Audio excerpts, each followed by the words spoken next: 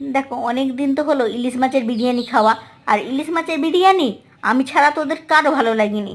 তাই ওদের বায়নায়, ওদের আবদারে আজকে বানালাম মটন বিরিয়ানি। কিন্তু মটন বিরিয়ানি আমি যতবার বানাই ততবার ভালো হয় না। তাই আজকে বানিয়েছি, কিন্তু ওদের নাকি খুব ভালো লেগেছে। এই প্রথম মটন বিরিয়ানি ওদের খুব ভালো লেগেছে, আর সত্যিই খুব সুন্দরভাবে বানিয়েছি। আর তাই সবার প্রথমে আমি দিয়ে দিলাম আমার কর্তামশাইয়ের পাতে। আমার কর্তামশাই তো খেয়ে বলছে সত্যিই খুব সুন্দর হয়েছে। মেয়েদের দিলাম, মেয়েরাও খেয়ে বলছে খুব সুন্দর হয়েছে। কর্তামশাইকে অনেক বেশি দিয়ে দেওয়া হয়েছে, তাই ও অতটা খেতে পারবে না। তাই কি করব, ওরই সাথে একই পাতে দুজনে খেতে বসে গেলাম। খেতে খেতে গল্পও হয়ে গেল, খাওয়াও হয়ে গেল।